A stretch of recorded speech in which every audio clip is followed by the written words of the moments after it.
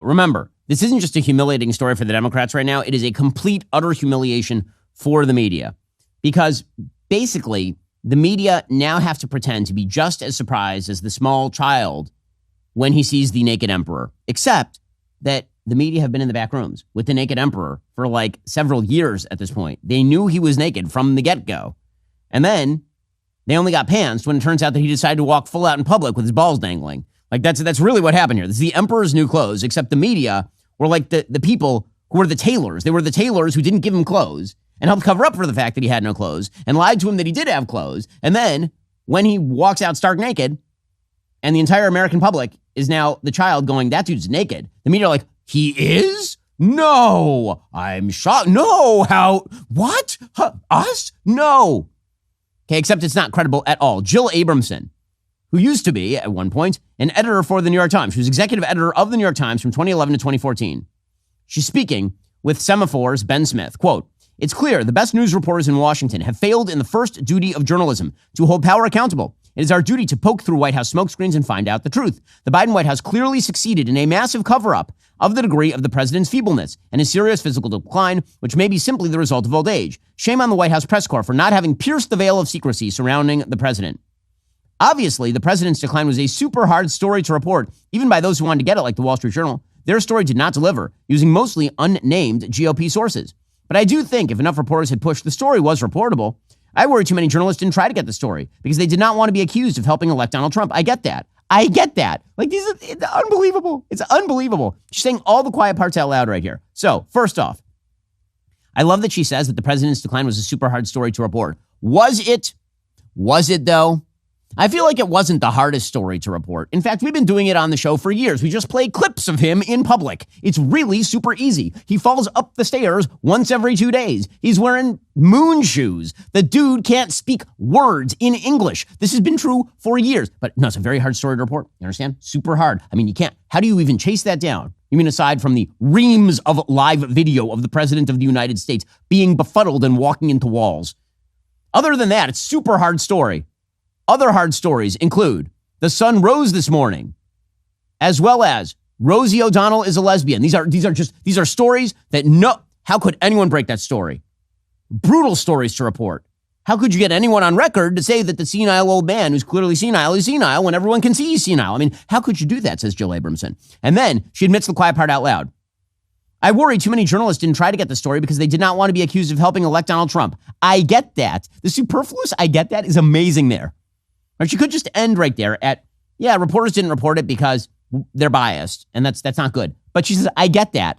Why do you get that? That's not your job. Your job isn't to worry about whether the story helps Trump or hurts Trump. You've run stories throughout Donald Trump's political career trying to hurt him with false information. Now the most obvious true information in human history is before you. And you're like, well, we can't report that. It might help Trump. I get that, says Jill Abramson.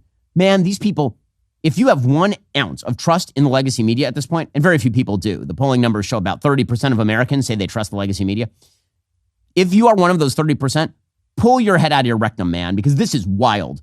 She says, this is no excuse for abandoning our first duty, which is to report the truth and hold power accountable. President Biden should be held accountable for his obvious lapses of mental acuity, even if there are periods of lucidity. I mean, even if there are periods of lucidity.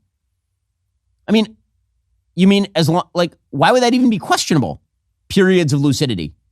At this point, Joe Biden's periods of lucidity look like the moment of lucidity that people have when they are dying. They're on their deathbed and they've been senile for years and suddenly they recognize their wife in the 10 seconds before they pass. That's what Joe Biden looks like right now. It is simply astounding for the entire country, including its most seasoned reporters, to be as shocked as everyone was by the ugly and painful reality of Biden's debate performance. And it is laughable and immoral for Democrats to blame the press now for overreacting to that reality. The reports of how bad Biden was are certainly not exaggerated, nor are reports of Democrats in panic. Again, that was the executive editor of the New York Times from 2011 to 2014 saying all the things. Everyone knew he was senile. We didn't pursue the story. Like that's just amazing, amazing stuff. So, again, the press, it is very important to them right now that they separate off from this dying whale, right? They are barnacles on the carcass of a dying whale. They now have to separate off. So that means that every press conference from here on in, this is why it's going to be so rough for Biden. Democrats are already coming out of the woodwork and saying he shouldn't be the nominee.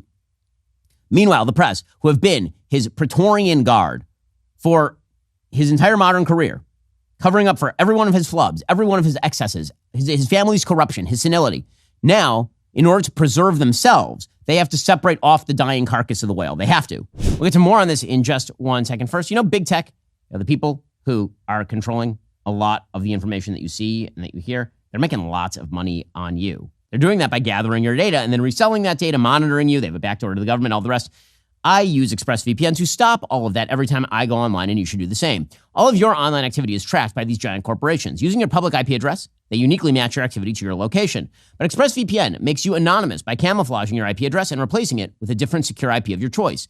ExpressVPN also encrypts all your data, so it's protected from hackers and anyone else trying to spy on you. What I like most about ExpressVPN is how easy it is to use. You just download the app on your phone or computer, you tap one button, and now you are protected. If you're like me and you believe your internet data belongs to you and not to the corporations, then ExpressVPN is the answer. Protect your data with the #1 rated VPN provider today. Visit expressvpn.com/Ben Shapiro Show to get 3 months free on a 1-year package. That's expressvpn.com/Ben Shapiro Show. expressvpn.com/Ben Shapiro Show to learn more. expressvpn.com/Ben Shapiro Show. So yesterday, Karine Jean-Pierre held her most brutal press conference, which is saying a lot since she's the worst press secretary in modern history. The real point of this press conference yesterday is not Karine Jean-Pierre's answer, because again, she has no answers. She's never had answers. She's terrible at her job. Truly awful at her job. Karine Jean-Pierre is to the press secretary's position what Kamala Harris is to the vice presidency, namely a DEI pick who is terrible at her job. In any case, Karine Jean-Pierre, this press conference is not about KJP. This press conference is about the reporters. So listen to the reporters pretending their ire at having been shocked by the emperor's nudity. Here she was. She was lying about how many pressers Biden has done. It's the questions that really matter in these things. We've seen some real anger expressed by donors and Democratic officials, sort of how you guys have handled the president, shielding him away from impromptu settings, whether it's press conferences or interviews or, just being out in public. This year, the president has done more than 40 interviews, and unscripted, right? Those interviews are unscripted.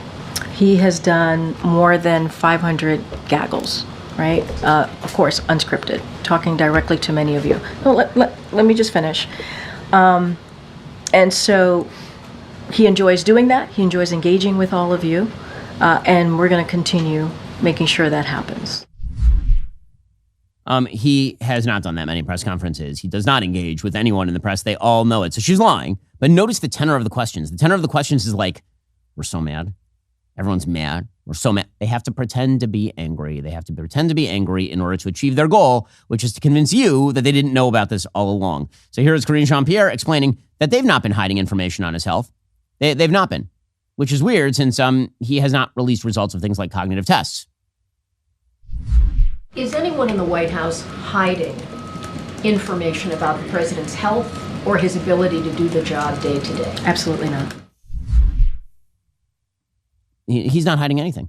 But again, notice the question. The question is he hiding things like suddenly this press is as aggressive with Team Biden as they were with Team Trump? Weird how they flipped like that. Weird, almost as though there's a self-interested aspect to all of this. Karine Jean-Pierre tried to assure the press that behind closed doors, once again, he's doing back handsprings and solving for the Big Bang. Here we go. Again, notice the questions. The questions are the key. How do you reconcile those two versions of a president, one who appeared the way they did to millions of people and the other who appears always to be, sort of very forceful and not have any of those? I mean, look, the president spoke to this. You heard me speak to this. It was a 90-minute debate. It was a bad night. There has been also many instances where the president has really showed his strength and resolute that all of you have seen and commented about it. No. Again, her answers are ridiculous, and the press isn't buying it anymore because, again, if they were to buy it, then they would be complicit in the cover-up. She tried to blame his debate performance on having a cold, again, which is just pathetic stuff. She had to insist he wasn't disabled. I kind of liked this one. Is he disabled? No, and let me finish with your colleague, please. And I know, but shouting out, come on, you know better. You know better.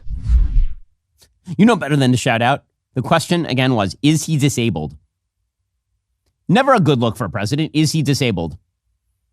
Meanwhile, one reporter asked Karine Jean-Pierre about the fact that Joe Biden looks like, you're visiting your elderly grandparents. I just think the question, it's the way we look at our elderly parents and grandparents. It's you maybe visit them once a year and you see troubling signs because you don't live in the same city perhaps, and the first question that you go to is I wonder if this is like a one-time thing or if it's something that has been happening for a longer time that we need to deal with. And the second question is you're going where are they going to be multiple times. where are they going to be in a year? Where are they going to be in 2 years? Yeah. Do we need to put them in a home? All of the questions that go through that, and this is sort of the American people's version of that. I hear and I hear you, and that's what I'm saying. Look, this is why the president goes through, medical examinations, right? And we release those medical examinations, right? We've done that the past couple of years. We're going to continue to do that. Okay, they've lost the Democratic Party. They've lost the media. So what in the world do they do now? Are you tired of the lies and the twists of the mainstream media talking points? Yeah, me too. Join me in my newest series, Fact, where I dismantle and bring truth to this tiring mainstream agenda.